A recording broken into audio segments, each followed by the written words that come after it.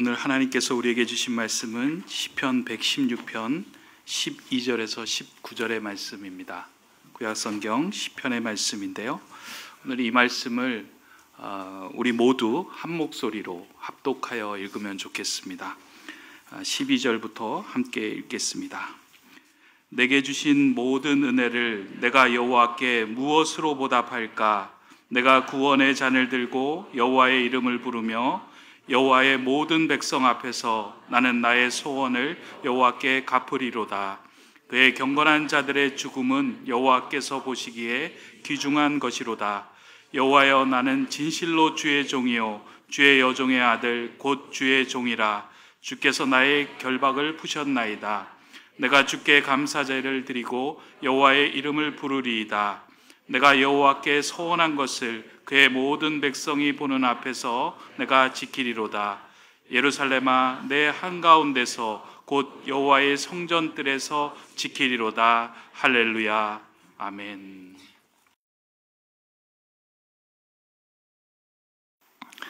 어, 2차 세계대전 당시에 미국 공군의 전투기들이 자꾸만 공중전을 할 때 이제 피격을 당해서 이 피격률을 이제 줄이기 위해서 미국 공군이 이제 연구를 이제 시작을 했습니다.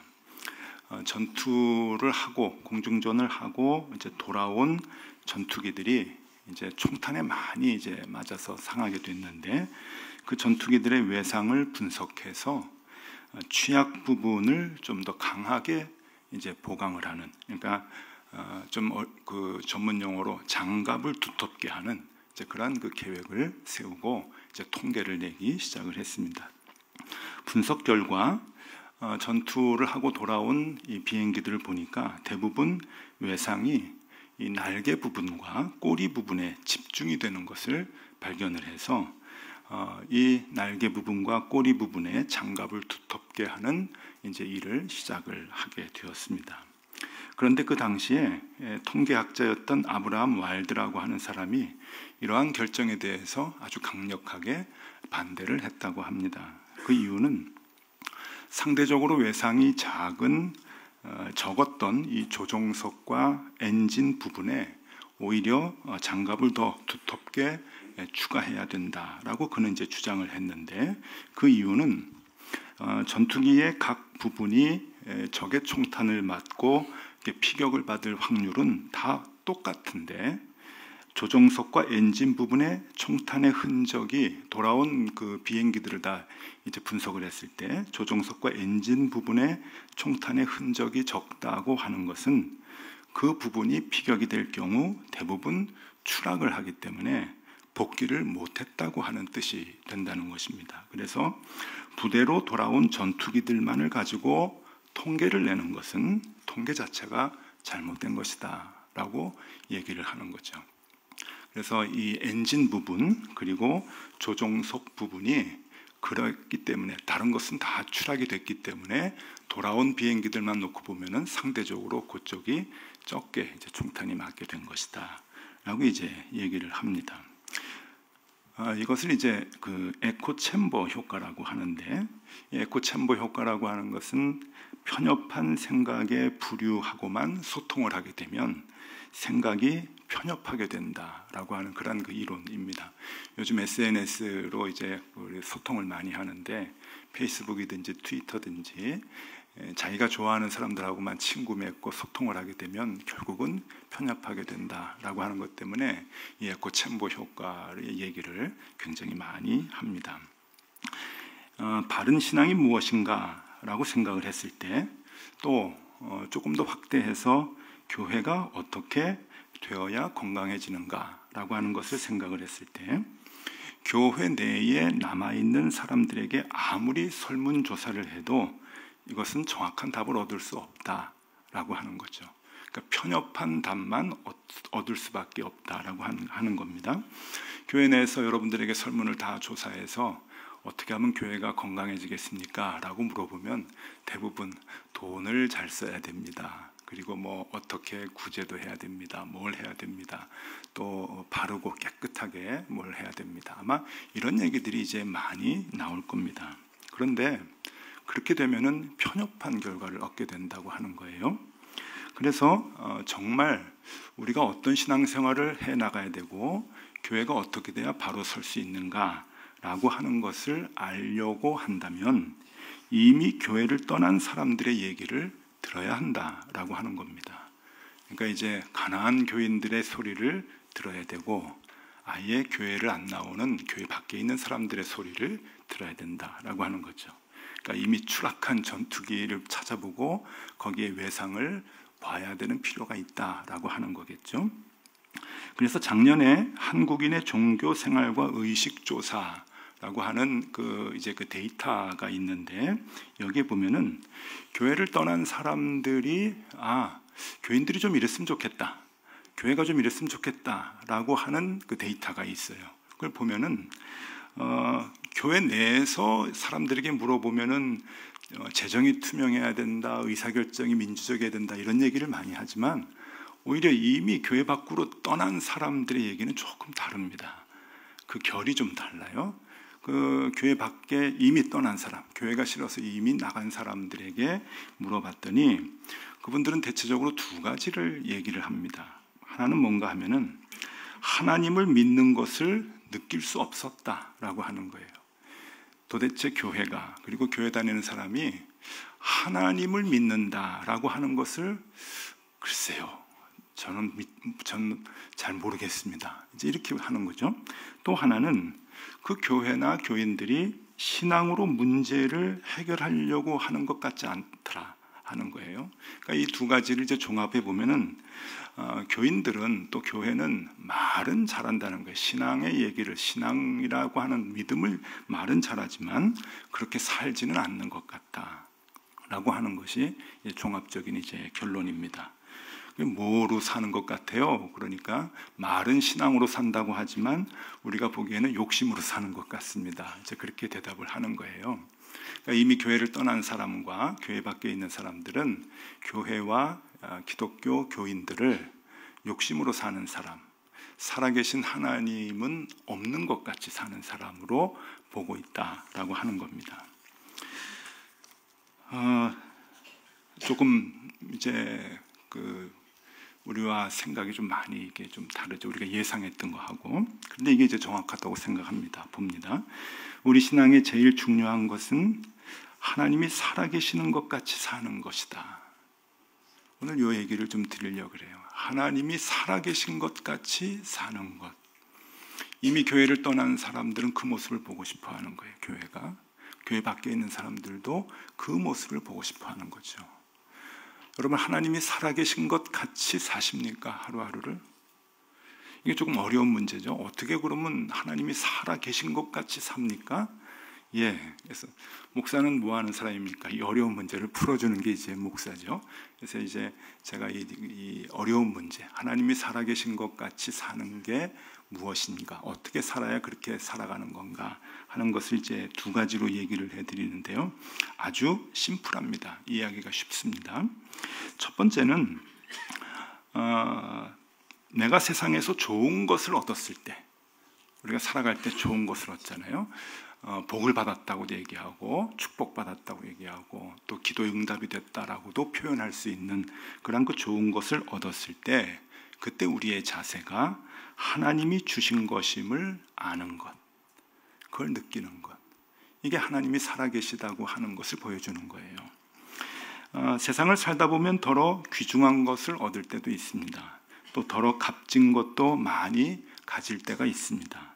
또 더러 살만한 곳이라고 하는 것을 깨닫고 행복하게 살아갈 때도 있습니다. 그럴 때 이 모든 것들이 다 하나님께서 나를 위해 예비해 주신 선물이다 라고 하는 것을 알고 고백할 수 있다고 한다면 그것이 하나님 살아계신 것을 느끼는 거예요. 그럴 때 하나님 앞에서 겸손할 수가 있고 그리고 남들 앞에서 자랑하지 않을 수가 있는 것이죠. 축복을 받았다고 생각할 때, 좋은 것을 얻었다고 생각할 때 하나님이 주신 것이다 라는 믿음을 갖는 거예요. 여러분, 지난 한 해 동안 2019년 동안 돈 좀 버셨습니까? 어떠세요? 또 여러분 자녀들이 좀 잘 됐습니까? 돈을 조금 벌면은 자랑하는 사람도 많고, 자녀가 좀 잘 되면은 그냥 자랑하고 싶어서 못 견디는 사람들도 많이 있습니다. 그럴 때 하나님이 주신 것이다, 모든 것이 다 하나님이 인도해 주신 것이다 라고 하는 것을 알 수만 있다고 한다면 우리는 하나님 앞에서 또 사람들 앞에서 겸손해질 수가 있는 거죠. 아유, 목사님, 난 내가 노력해서 자수성가했습니다. 여러분, 그런 사람들도 있어요. 그런데 그것도, 그 결단의 마음을 갖게 한 것도, 그리고 그 환경도 하나님이 주신 것이다 라고 하는 것을 알아야 되고요. 저는 어려웠는데, 환경이 힘들었는데 공부 열심히 해가지고 제가 이렇게 이루곤 했습니다 라고 생각을 한다면 아닙니다. 그 공부할 수 있는 여건과 또 그 지능, 이런 모든 것도 하나님이 주신 것임을 알아야 됩니다. 그것을 인정할 때 우리는 하나님 앞에서 겸손할 수 있고 이웃들 앞에서 겸손할 수가 있는 거예요. 또 세상을 살다 보면 힘들고 어려운 일을 당할 때가 있습니다. 고통도 있고 고난도 있고 또 풀기 힘든 어려움도 있습니다.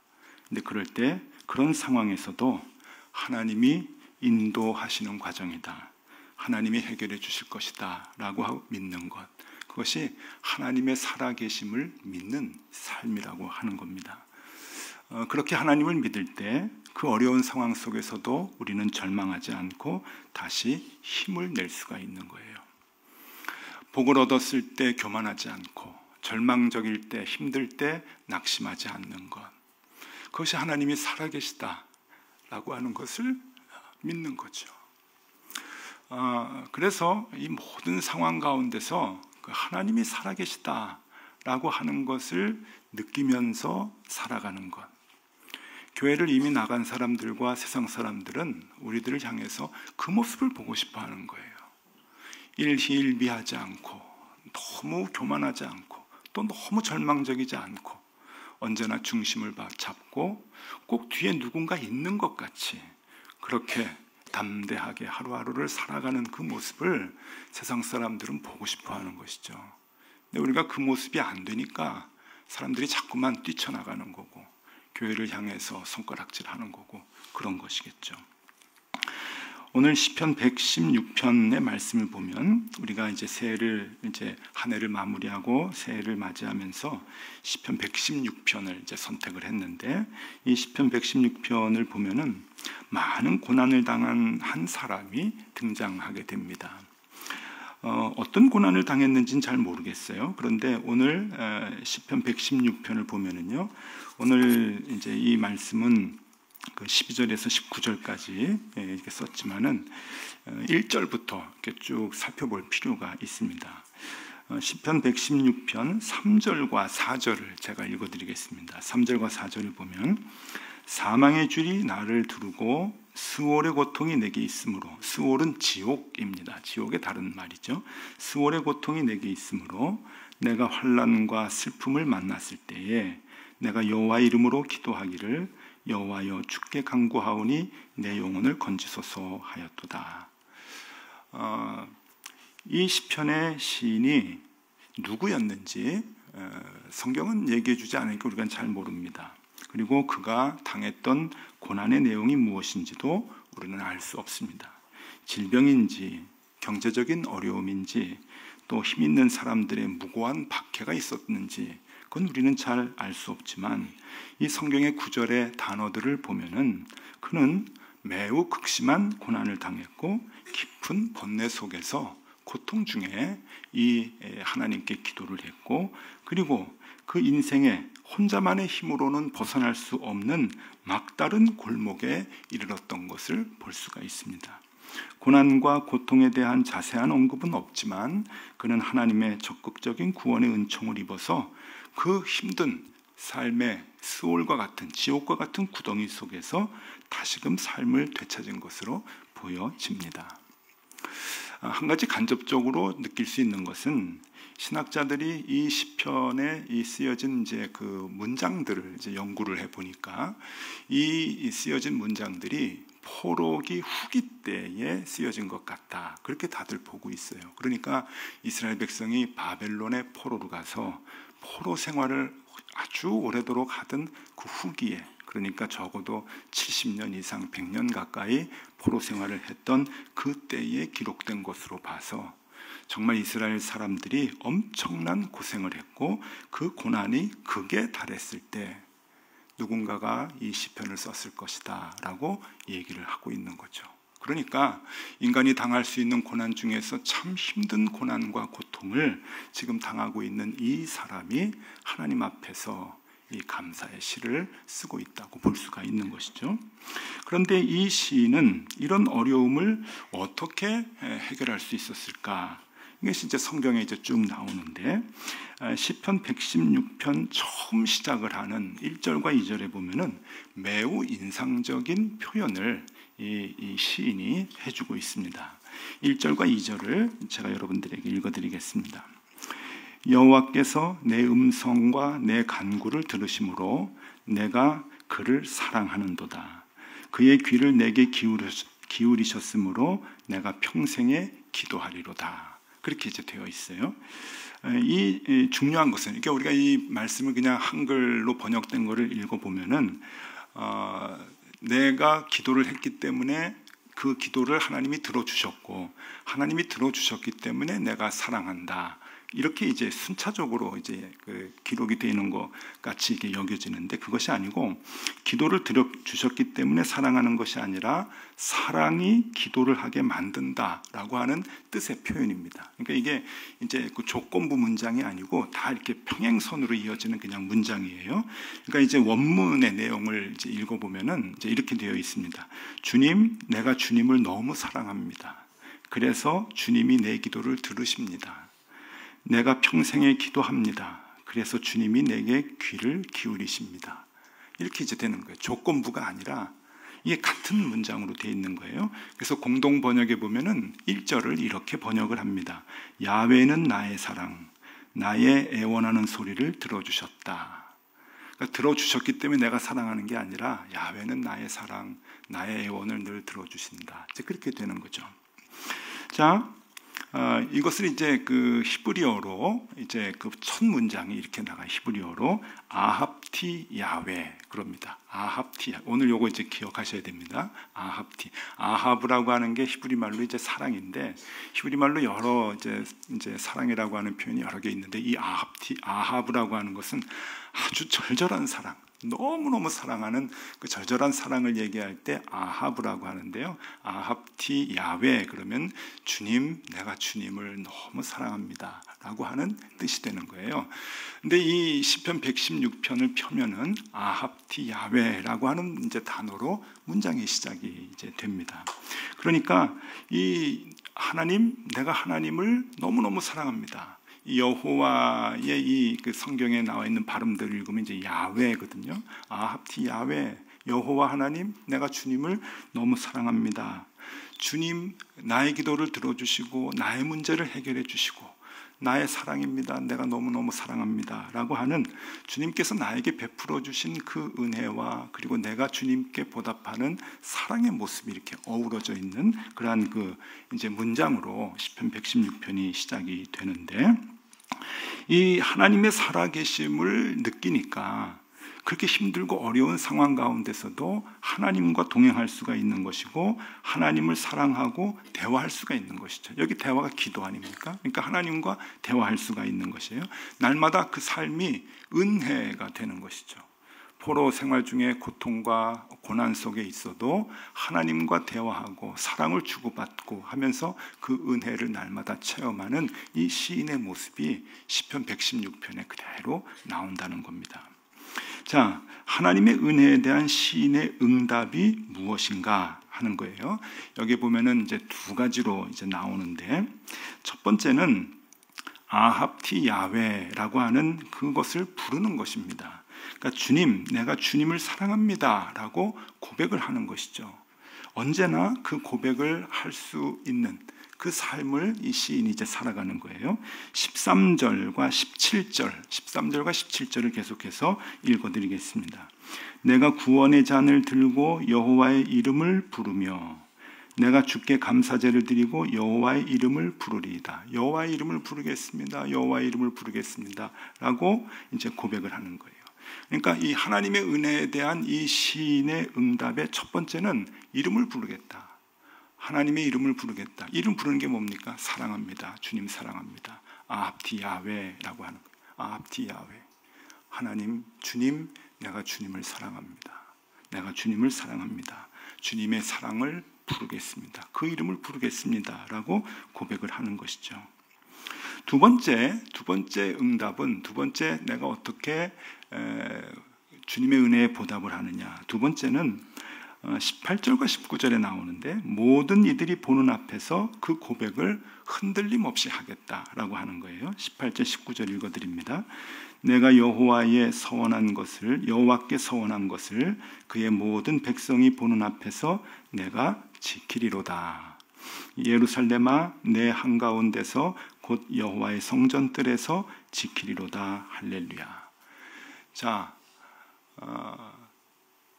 모든 백성이 보는 앞에서 하는 것 외시간인가요? 가시간인가요? 근데 아닌 거예요. 지금 하나님의 은혜에 내가 무엇으로 보답할까? 그 보답의 한 가지 방법이 내가 많은 사람들 앞에서 하나님의 사랑을 증거하겠습니다. 주님의 이름을 부르겠습니다. 아합티 야훼를 외치겠습니다. 라고 하는 거예요. 여호와의 성전뜰에서, 성전뜰이라고 하는 건 많은 사람들이 함께 있는 곳이죠. 많은 사람들이 모여 있는 곳에서 내가 아합티 야훼, 여호와여, 내가 주님을 정말 사랑합니다. 라고 하는 그 소리를 외치겠다라고 하는 거죠. 평생 외치겠다. 하나님 은혜에 대한 이 시인의 보답은 이렇게 두 가지로 나옵니다. 첫 번째는 아합티 야훼, 그 소리를 외치겠다. 두 번째는 그 소리를 외치는데 사람들 앞에서 보여주겠다, 들려주겠다라고 하는 그 두 가지 약속을 하나님 앞에 합니다. 오늘 여러분들에게 부탁하고 싶은 것은요, 이 아합티 야훼, 여러분들 이제 1년을 살아가면서 어떤 상황이든 하나님, 내가 주님을 사랑합니다 라고 하는 그 고백을 하나님 앞에 할 수 있으면 좋겠다 라고 하는 거예요. 사람들이 인생을 살면서 많은 것을 얻기도 하지만 또 많은 것을 잃으면서 살아갑니다. 그런데 그 잃은 것 중에는 자신이 잘못하여 잃은 것도 있지만 때로는 남들 때문에, 환경 때문에, 또 사회의 구조적 모순 때문에 잃는 경우도 많이 있습니다. 아마도 타의에 의해서 잃는 것이 훨씬 더 많으리라고 여겨집니다. 그러나 그런 상황에서도 그것은 꼭 잃는 것만은 아닙니다. 더 귀한 것을 알아가는 과정이 될 수 있고, 그런 가운데서 더 소중한 것을 깨닫게 되기도 하기 때문입니다. 우리 지난 2011년 3월에 있었던 일본의 큰 지진, 그리고 후쿠시마 또 원전이 폭발될 만큼 쓰나미가 있었던 것을 우리가 잘 알죠. 그때 피해를 혹시 아십니까, 여러분? 통계를 보니까 사망과 실종자가 2만여 명이고 부상자가 7만 명이고 무너진 건물 등 가옥이 68만 채고 방사능 피해로 헤아릴 수 없는 피해를 입었고 지금도 그 피해 속에 있습니다. 그래서 일본 사람들은 천년에 한 번 있는 재난이라고 평가를 합니다. 참 힘든 나날들을 보냈죠. 후쿠시마 지역에 있는 사람들은 굉장히 좀 어렵고 고통스러웠던 것 우리가 잘 압니다. 그런데 이제 그 지진이 있었는 지 한 10년째가 되잖아요. 내년이면 이제 10년이 이제 되는데 이제 9년, 8년, 9년 이렇게 지나면서 많은 연구들이 이제 있어요. 그 연구 가운데 이로 인해서 일본인들의 의식이 바뀌어졌다고 얘기합니다. 저는 일본에 관심이 많아서 이런 기사가 나오면 주의 깊게 이제 보는데 세 가지가 특징 있게 이제 바뀌었다고 그래요. 첫 번째는 결혼이 늘고 인간관계가 중시가 되고 휴식의 소중함을 인식했다 그럽니다. 일본 사람들이 결혼 옛날에 잘 안 했는데요. 지금 한국 사람보다 많이 합니다. 그리고 인간관계 별로 중요하지 않고 그냥 나홀로 생활을 많이 했는데 관계를 중시하고 일만 열심히 했는데 휴식의 소중함을 알았다고 합니다. 그러니까 가까이 있는 가족들을 믿게 되고 가족과 결속하는 일들이 더 커졌다고 해요. 그러니까 그러한 사건과 고난 속에서 유익한 점들이 이제 있는 거예요. 두 번째는 기업의 인식도 바뀌어서 기업 간 협력이나 M&A가 활발하게 이루어졌다고 합니다. 지난 8년, 9년간. 여러분, 일본 사람들은 다 비밀스러워요. 그리고 자기네 영업 비밀을요, 남들에게 절대 알려주지 않습니다. 그렇게 그 기업 그 문화를 가지고 살아가는 사람들인데 협력의 소중함을 아는 거예요. 그냥 우리만 사는 것이 아니라 같이 살아야 된다. 그래서 기업 간 협력을 하고 M&A 합병도 하고 그게 이제 활발하게 이루어졌다 하는 것이고요. 세 번째가 종교에 대한 관심이 높아졌대요. 일본 사람들이 종교성은 있지만 종교에는 거의 없거든요. 그런데 종교에 대한 관심을 갖고 삶과 죽음에 대한 생각을 깊이 하게 됐다라고 하는 이 세 가지 변화들이 있는 거예요. 근데 이 세 가지 변화는 다 나쁜 변화가 아니고 좋은 변화죠. 그러니까 고난과 고통이 있지만 그 가운데 유익한 점들도 얼마든지 얻을 수 있는 거죠. 사람들은 많은 것을 잃고 난 뒤에 소중한 것을 알게 됩니다. 비로소 소중한 것들을 알게 되고 그것을 더 소중히 여기는 삶을 살게 되는 것이죠. 여러분, 오늘은 한 해를 마무리하는 시간입니다. 올 한 해를 살아오면서 여러분들의 삶을 되돌아보시면 좋겠습니다. 여러분들은 무엇을 잃으셨습니까? 제가 여운을 조금 드릴게요. 한번 생각해 보셔요. 돈을 좀 잃으셨습니까? 건강을 잃으셨습니까? 관계가 깨지셨습니까? 행복했던 삶이 송두리째 날아가 버리셨습니까? 그 가운데서 아합티 야훼 고백할 수 있으십니까?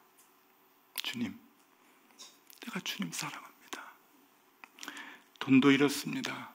건강 잃었습니다. 명예도 잃었습니다. 관계도 많이 깨졌습니다. 행복했던 날들이 없어졌습니다. 그래도 주님 사랑합니다. 내가 정말 주님 사랑합니다. 그 고백하실 수 있겠습니까? 또 지난 한 해 되돌아볼 때 여러분 무엇 때문에 기쁘셨습니까? 좋은 일 많으셨죠? 돈을 더 버셨습니까? 건강이 회복되셨나요? 깨어졌던 관계가 다시 회복이 되셨습니까? 이전보다 더 행복한 삶을 살고 계십니까? 많이들 좋은 점들이 있으실 겁니다. 그때 내가 잘해서 된 거지, 내가 노력했어, 우리 아들이 우리 딸이 열심히 살았지, 그렇게 생각하기 이전에 아합티 야훼, 주님 사랑합니다. 주님 준비해 주셨습니다. 내가 주님을 너무너무 사랑합니다. 아합티 야훼, 그것을 고백하실 수 있겠습니까? 그거 하면서 살자는 얘기죠. 2020년 이제 살아갈 때 여러분 좋은 일이 또 있을 수 있어요. 그리고 안 좋은 일도 있을 수 있죠. 많은 것을 얻을 수도 있고 또 모릅니다. 많은 것을 잃을 수도 있어요. 나 그 가운데서 아합티 야훼, 주님, 내가 주님을 너무 사랑합니다. 주님, 내가 주님을 너무 사랑합니다. 주님 없이는 못 살겠습니다 하는 그 아합티 야훼를 우리도 그때그때마다 고백할 수 있으면 좋겠다, 그 말씀을 드리고 싶습니다. 시편 116편은 우리에게 그러한 삶을 보여주고 있습니다. 아합티 야훼, 우리가 주님께서 주시는 은혜를 무엇으로 보답할 수 있겠습니까? 여러분, 예배를 열심히 드리는 것도 주님 좋아하시겠죠. 우리가 헌금을 많이 드리고 주님 기쁘시는 일, 기뻐하시는 일 많이 해드리는 것도 주님 좋아하실 겁니다. 그러나 아셔야 돼요. 무엇보다 주님이 제일 좋아하시는 것이 무엇인가? 무엇보다 주님이 제일 무엇을 기뻐하실까? 그것은 사랑의 고백입니다. 사랑의 고백이에요. 우리 주님이 제일 듣고 싶어 하시는 것, 우리를 향해서 제일 보고 싶어 하시는 것은 우리가 주님께 달려가서 아합티 야훼, 우리가 힘들고 고통스러울 때도 아합티 야훼, 기쁘고 정말 행복한 순간에도 아합티 야훼, 내가 주님을 너무 사랑합니다. 주님, 내가 주님을 사랑합니다 라고 하는 그 고백을 우리 주님은 가장 듣고 싶어 하시는 거죠. 그거 하나입니다. 여러분들의 자녀가 여러분들에게 무슨 고백을 하면 좋겠습니까? 그래도 돈 많이 벌어주면 제일 좋겠어요. 그러실 겁니까? 아닙니다. 아버지 사랑해요. 어머니 사랑합니다. 다 준비해 주셔서 감사합니다. 우리 아이들이 살아갈 때 힘들고 어렵고 고통스럽고 아픔을 느낄 때가 있겠죠. 그럴 때 절망 가운데 쓰러져서 일어나지 않으면 부모님 마음이 아픕니다. 그냥 툴툴 털고 일어나서 내가 또 용기를 내서 부모님, 어머니, 아버지 사랑합니다. 그 얘기 듣는 게 제일 보람되지 않을까요? 하나님도 마찬가지시죠. 하나님도 우리가 모든 것을 다 잃었을 때도 주님 사랑합니다. 또 많은 것을 얻었을 때도 교만하지 않고 주님 사랑합니다. 그 고백을 주님이 듣고 싶어 하실 것입니다. 우리 2020년 한 해 동안 그 마음 가지시면 좋겠습니다. 교회에서 이제 많은 요구들을 하고 뭐 성경도 읽자 그러고 성경 공부도 하자 그러고 이제 그럴 겁니다. 그런데 그것을 위한 것이 아닙니다. 그 모든 성경을 읽고 성경 중심으로 살아가고 하는 것은 하나님 앞에서 우리가 어떤 상황이든지 아합티 야훼를 부르기 위한 훈련인 것이죠. 그러니까 소중한 것은 하나님, 내가 주님을 사랑합니다 라고 하는 그 고백이에요. 그 마음을 갖는 거예요. 그러니까 여러분, 내년 한 해 동안 이게 어렵지 않습니다. 그냥 많은 일들이 또 일어날 거예요. 롤러코스터와 같은 삶을 혹 살 수도 있습니다. 그러나 그럴 때마다 아합티 야훼, 주님, 내가 주님을 사랑합니다. 그 고백 한번 하고 또 하나님을 보고, 절망적이라면 절망하지 않고 용기를 얻고, 너무 좋은 일이라면 교만하지 않고 감사하고, 그러면서 한 해를 살아간다고 한다면 정말 하나님이 기뻐하시는, 하나님의 은혜에 가장 크게 보답하는 아름다운 삶이 되리라고 확신합니다. 그렇게 한 해를 살아가시는 저 여러분들이 다 되실 수 있기를 바랍니다. 기도하겠습니다.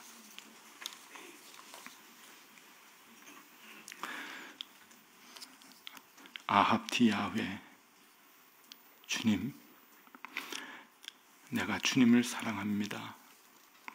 새해에는 이 고백을 힘써 되찾게 하여 주시옵소서.